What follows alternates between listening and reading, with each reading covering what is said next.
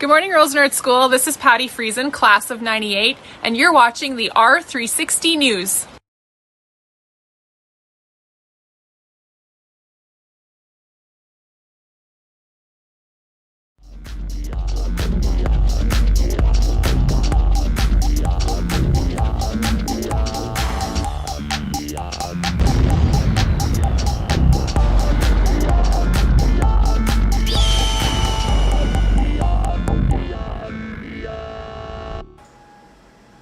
Good morning to everyone watching in RedHawk's Nation, and welcome to your latest installment of R360 News.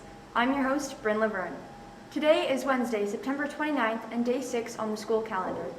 In our lunch report, we have Subway Day on the menu for today, and on Monday in the Hawk's Nest Cafe, there will be crispy pierogies and farmer sausage. The final deadline for Life Touch picture orders to the school office is Monday, October 4th. Today is Orange Shirt Day. Thank you for wearing your orange shirt in support and solidarity of residential school children. All students wearing orange shirts, be ready for a photo op first thing in this morning. Your principal will come around to your classroom. Here we have Jackson Fair with another grade 8 video explaining one of the 94 calls to action for truth and reconciliation. Call number 20 says, we call in Canada to respect the health needs of all Aboriginal people, no matter where they live in Canada. Problem. Canada is not giving proper health care needs to Métis, Inuit, and Indigenous people who do not live on a reserve. A reserve is a piece of land for the Métis, Inuit, and Indigenous people to live on. Solution. Now we ask the government to recognize, respect, and meet all the health needs of the Métis, Inuit, and Indigenous people in Canada. Answering this call will provide proper health care to the Métis, Inuit, and Indigenous people who do not live on a reserve. Thank you. So tomorrow we have a national day to recognize truth and reconciliation. Why do we have the day off of school? Is it to catch up on our sleep, relax, play some extra video games? No, not at all. You know those calls to action that the grade 8s have started highlighting? Well, tomorrow fulfills the Truth and Reconciliation Commission's call to action number 80.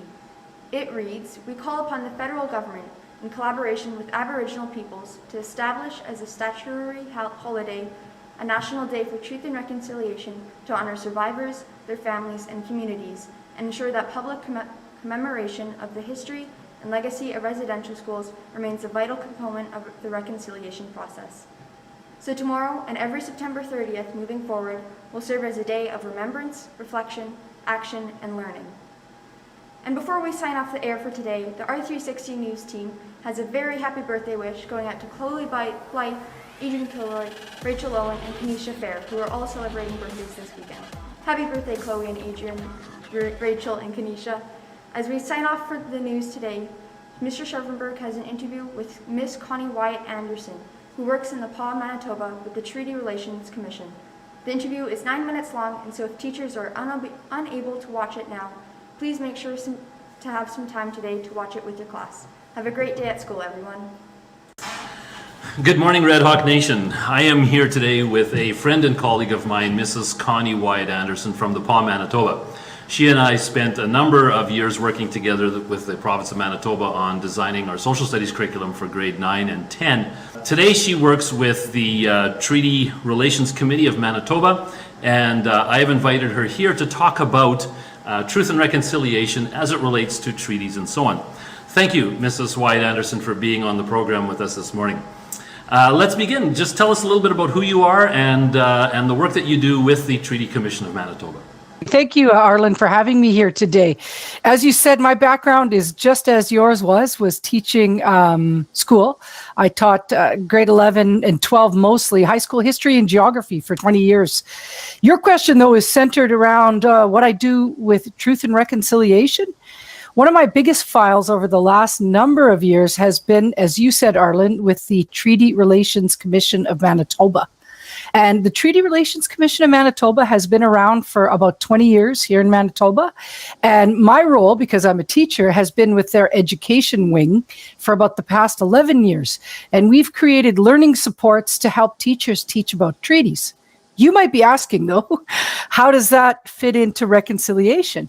Yep. Well, I would argue often because our focus isn't exclusively reconciliation. Think of the NCTR, it's treaties, but reconciliation is about relationships. And really, that's the heart of treaty agreements.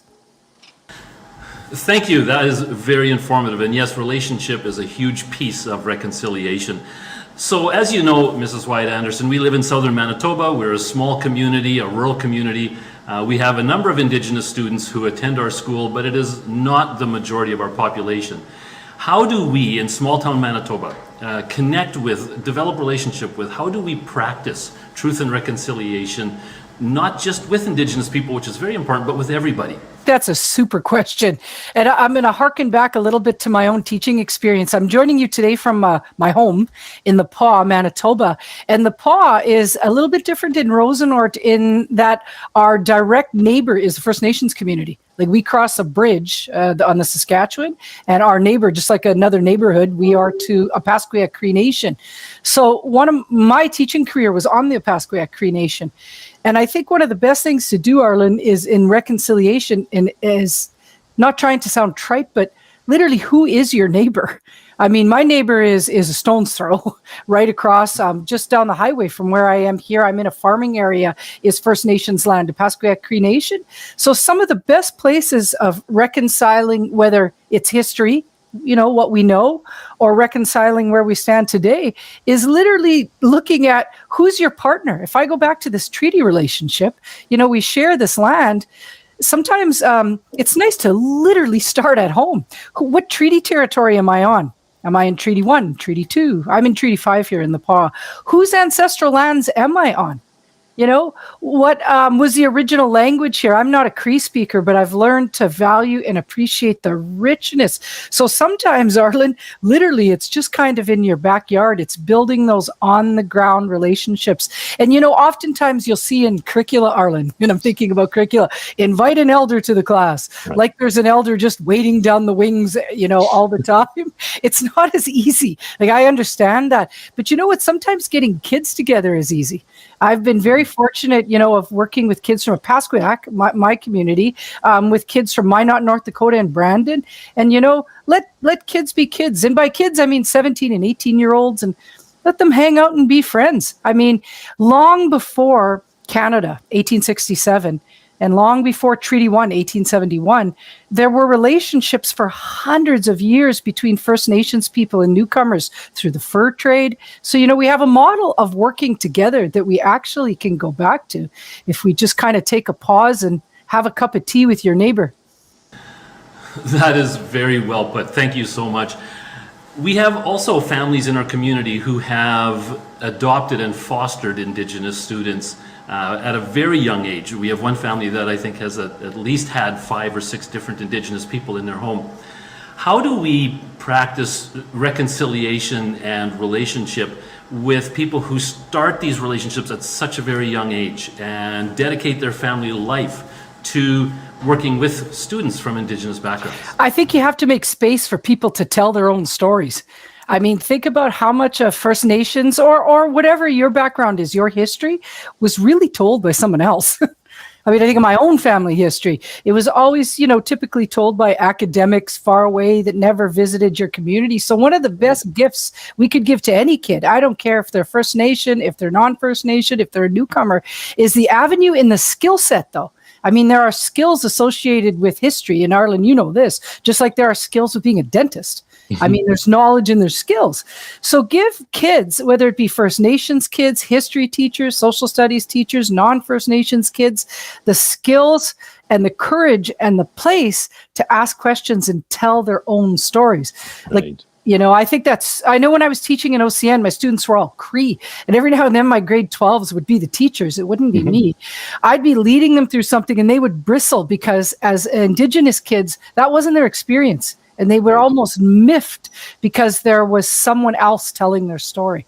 So as an interesting story from this community, my uncle, Dick Ides, was a historian in this community for many years. He loved history, and he told numerous times of a story about the Mennonites coming to this community. So back in 1873, a delegate of Mennonites from Russia came over into Canada. They were invited by the Canadian government as part of the settlement program to explore the land of Manitoba and decide if they wanted to move here or not. And so they had done some exploration. determined where they wanted to go. Turned out when they came in 1874 that that particular land area wasn't available to them, so they looked here in the Scratching River Reserve in southern Manitoba. And one of the things that was very important to Delegate Clausen was that there not be conflict with Indigenous people. The Mennonites were pacifists. They didn't believe in taking up arms, and they didn't want to live in conflict with any group of people already settled in this province.